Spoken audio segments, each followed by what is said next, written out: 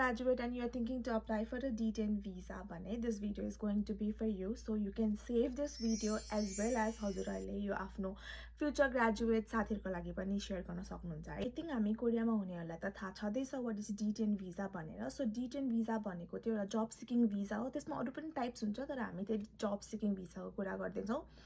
So यो भनेको चाहिँ हामी स्टुडेन्ट्सहरु जो चाहिँ कोरियन युनिभर्सिटीबाट ग्रेजुएट भएको छ उनीहरुलाई चाहिँ कोरियन गभर्नमेन्टले काम खोज्नको लागि भनेर एउटा सर्टेन पिरियडसम्म भिजा दिन्छ। So that is D10 job seeking visa. अब डकुमेन्ट्सहरुको कुरा गर्नु पर्दाखेरि चाहिँ स्टार्टिङ विथ जनरल डकुमेन्ट्स हामीलाई चाहिने भनेको एउटा एप्लिकेसन फर्म। त्यो चाहिँ अब तपाईहरु इमिग्रेसनमा जानु भयो भने त्यही डेस्कमै एप्लिकेसन फर्म हुन्छ।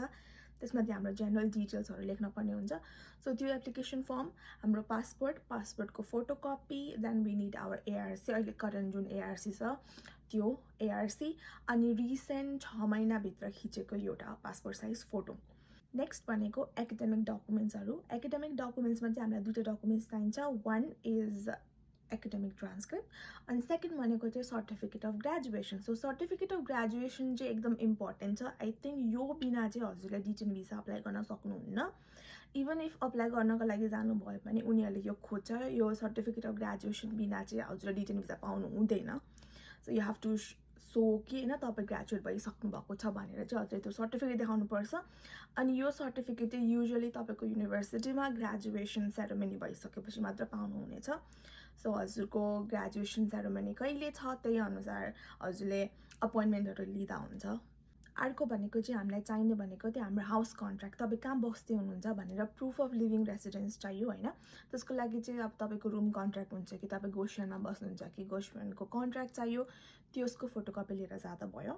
त्यसपछि लास्ट भनेको चाहिँ एउटा जब सिकिङ प्लान, इम्प्लोयमेन्ट प्लान भनेर चाहिँ एउटा फर्म हुन्छ। सो त्यो चाहिँ हजुरले इमिग्रेसन हाई कोरियाको वेबसाइटमा गएर एप्लिकेसनहरुमा खोज्नु भयो भने त्यहाँ हजुरले पाउन हुनुहुन्छ। सो त्यसमा चाहिँ मन्थ बाइ मन्थ गरेर भनौं first, second, third, fourth, fifth गरेर 12 मन्थसम्मको प्लान लेख्नुपर्ने हुन्छ। सो त्यत्रो डिटेल चाहिँदैन बिकज स्पेस सानो हुन्छ। सो त्यति लेख्न पर्दैन। हजुरले चाहिँ यो 12 मन्थ्समा कसरी युटिलाइज गर्नुहुन्छ, के गर्नुहुन्छ, फर एक्जाम्पल काम कसरी खोज्नुहुन्छ, कुन वेबसाइटमा खोज्नुहुन्छ और कुन फिल्डमा खोज्नुहुन्छ, त्यो सानो डिटेल्स लेखेर जब इन्टरभ्यु दिन्छु, जब अप्लाई गर्छु, योबाट अप्लाई गर्छु, यसरी स्किल डेभलपमेन्ट वर्कसप्सहरु और भनौं इभेन्ट्सहरु, नेटवर्किङ इभेन्ट्सहरु जोइन गर्छु भनेर हजुरले सिरियली जनरलमा लेख्दा हुन्छ। जस्तो खासै डिफरेन्स पर्दैन। यति डकुमेन्ट्सहरु प्रिपेयर गरेर जानु भयो भने मज्जाले हुन्छ। सो यो डकुमेन्ट्सको साथसाथै हजुरले एप्लिकेसन फी पनि बुझाउनु पर्ने हुन्छ। सो एप्लिकेसन फी चाहिँ हजुरको 100K शिप मानन जति लाग्छ, नेपाली भनौं अराउन्ड 10,000 जति लाग्छ। प्लस हजुरले न्यू ARC को लागि 30,000 वon लिएर जानु पर्यो। अनि इफ तपाई आफै पिकअप गर्नु भयो भने अफ कोर्स एडिशनल के पनि चार्ज लाग्दैन।